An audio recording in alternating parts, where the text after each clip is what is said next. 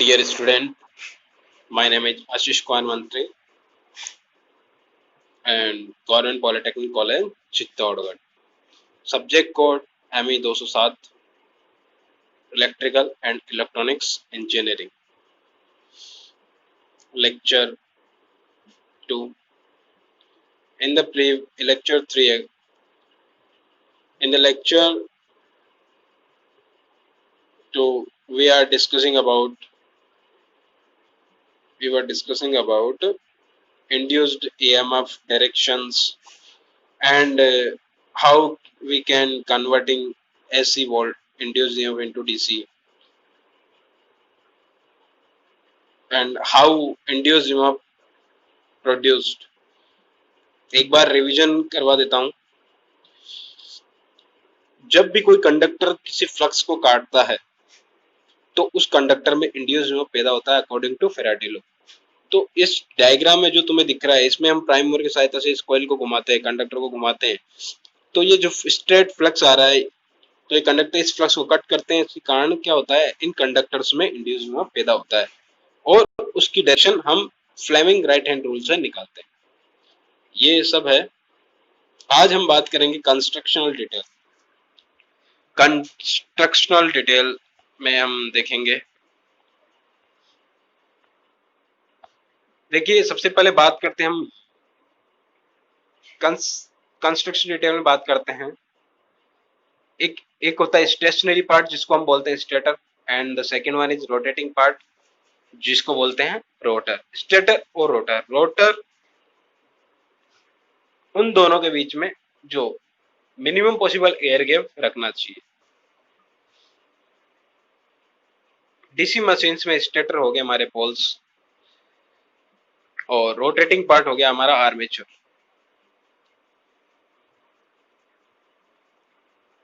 And they contain heteropolar structure alternating north and south pole of even number. जो poles होंगे वो हेट्रोपोलर type structure के होंगे और उन पोल को एक्साइट किया जाएगा डीसी वोल्टेज के द्वारा. ठीक है, एक बार ये डायग्राम देख लेते हैं.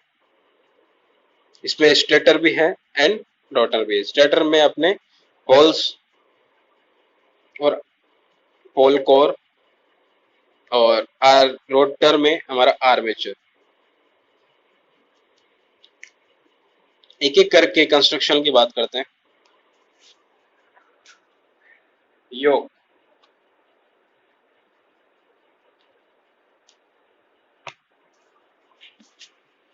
योक है, ये आपको दिखाई दे रही है योक.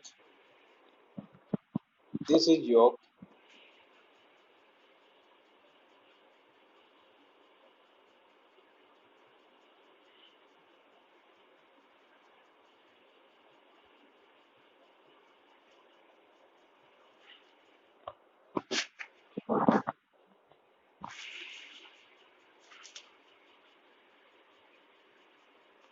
ठीक है, ओके.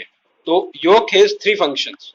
देखिए ये है योक. जो आउटर फ्रेम है ना, ये आपको दिख रही है सर्कल, ये एरो का निशान कर रखा. देखिए यहाँ पे योक, दिस इज योक और फ्रेम.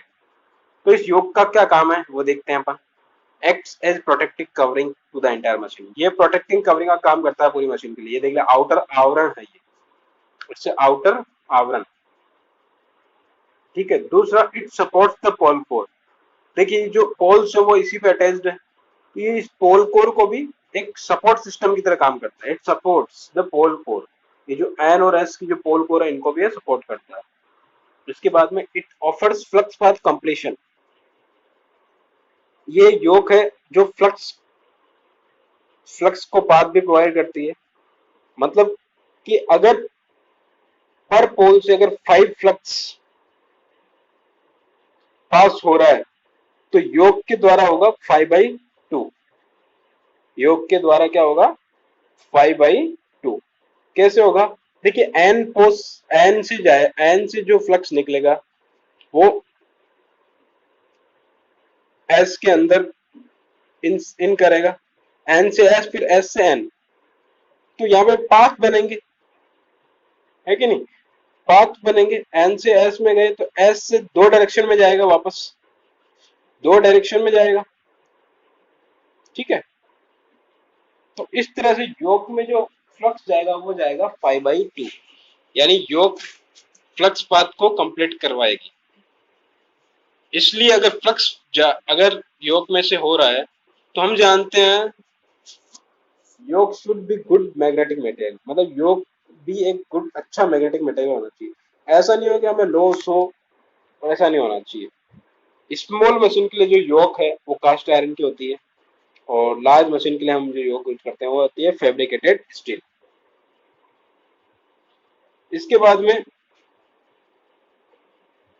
जब हम डीसी मशीन्स को पावर इलेक्ट्रॉनिक कन्वर्टर सर्किट्स में यूज करते हैं तो laminated yokes are preferred because the harmonics वहां पे रोल में आ जाती है, और उनके कारण हीटिंग होती है क्योंकि वो प्रॉपर हार्मोनिक्स के कारण क्या होगा, लॉसेज होंगे। इस कारण जब भी हम पावर इलेक्ट्रॉनिक्स में बात करते यूज करते हैं डीसी मशीन्स को, तब जो योक होगी वो लैमिनेटेड यूज करते हैं।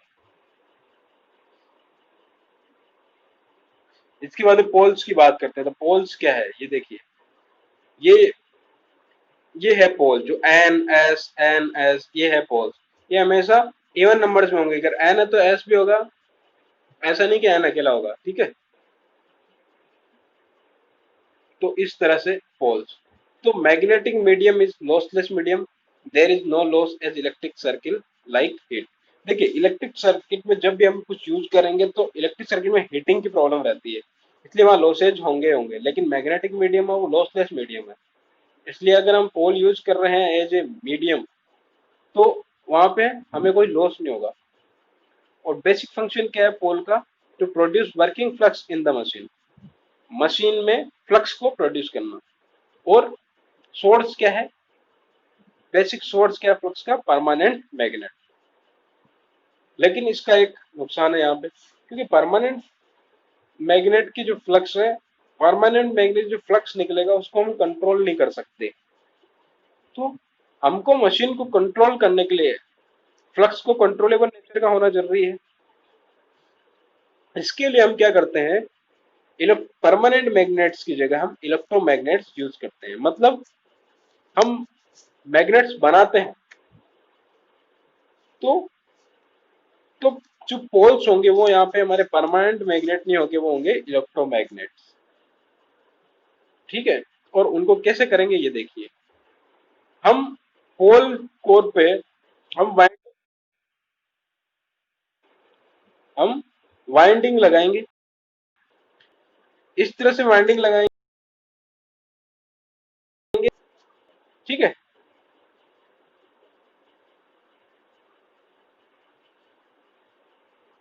कोर को एक्साइट करेंगे,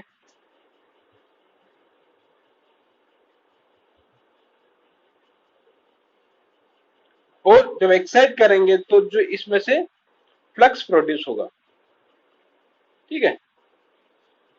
तो वोल्टेज जो हम इसको वोल्टेज लगाते हैं वो डीसी टाइप का होगा, डीसी टाइप का होगा। और in order to produce definite poles, मतलब पोल्स नॉर्थ और साउथ प्रोड्यूस करने के लिए जो पोलरिटी होगी, पोल मतलब एस आएगा एन आएगा, ये डिपेंड करेगा दो चीजों पे। एक तो एक्साइटेशन, एक्साइटेशन आप कैसे दे रहे हो, दूसरा ओरिएंटेशन या सेंस ऑफ फील्ड वाइंडिंग, आप वाइंडिंग्स कैसे करते हो, तो उस सेंस पे डिपेंड करेगा, ठीक है। ये देखिए हमने दोनों चीजें दिखा रखी है इसमें।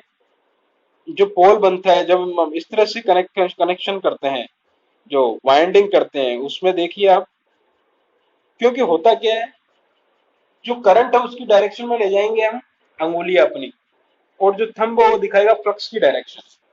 तो जो फर्स्ट वाला ये डायग्राम है एन, जो एन यहाँ पे शो कर रहा है, तो हम जानते हैं कि फ्लक्स हमेशा एन से बाहर निकलता है और एस में एंटर करता है, ठीक है।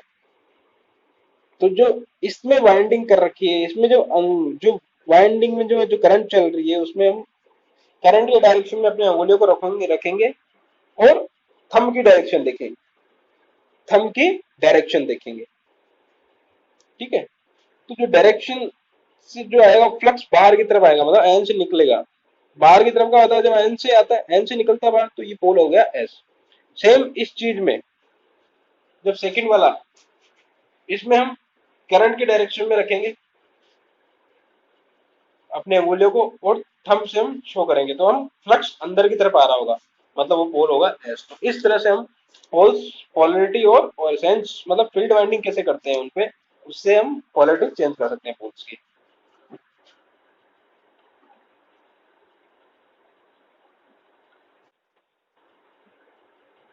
इसके हम बाद में बात करते हैं आर्मेचर कोर।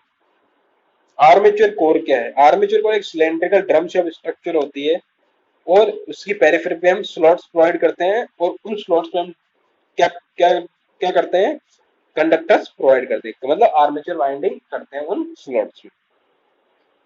ये जो आर्मेचर कोर होती है माउंटेड या कीड होती है on the two the shaft, तो शाफ्ट पे ये माउंटेड रहती है, फिक्स रहती है। आर्मेचर कोर एक तरह से सुपीरियर मैग्नेटिक मटेरियल होता है, या होना चाहिए, विद हाई परमेबिलिटी। ठीक है,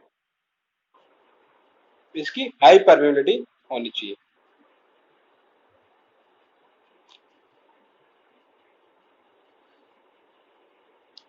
as electromechanical energy conversion occurs in the part of the machine. और जो कोर होगी वो किसकी बनी होगी? Silicon steel lamination of thickness 0.5 to 1 mm only. जो ये कोर है वो सिलिकॉन स्टील की बनी होगी, और जो कोर है वो लैमिनेटेड रहेगी। नाउ हम बात करते हैं, देखो स्टील जो होता है उसकी हाई कंडक्टिविटी होती है, साथ में उसकी हाई परमेबिलिटी होती है। लेकिन हम जानते हैं, देखो आर्मेचर कंडक्टर तो है ही है, आर्मेचर कंडक्टर के कारण करंट चलेगी, लेकिन आर्मेचर की जो कोर है वो भी कंडक्टिंग है, तो उसके कारण क्या होगा, इसमें चलेगी एडी करंट्स, जो हमारी मशीन को करती है गर्म और हार्मफुल रहती है। तो उन एडी करंट को रिड्यूस करने के लिए हम क्या करते हैं, जो स्टील हमारी जो कोर है इसकी कंडक्टिविटी को हम कम करते हैं, इसकी कंडक्टिविटी को हम करते हैं, कम करते हैं थोड़ी सी।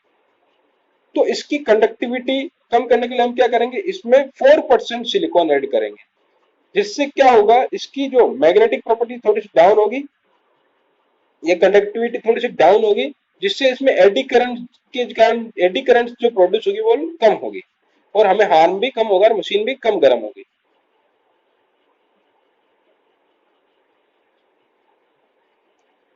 और जो कोर्स इस तरह से बनाते हैं, जो हम लेयर्स भी बनाते हैं, देखो हर एक जो स्लॉट्स है वो लेमिनेटेड रहेगा और एक इंडिविजुअल पाथ की तरह काम करेगा। कोर्स में भी इस तरह से हम करेंगे। Core is made up of thin silicon steel lamination, मतलब छोटी छोटी स्टील की जो इस तरह की थिकनेस की जो है, उनको सबको मिलाएंगे और मिलाने से पूरी की पूरी कोर बनेगी।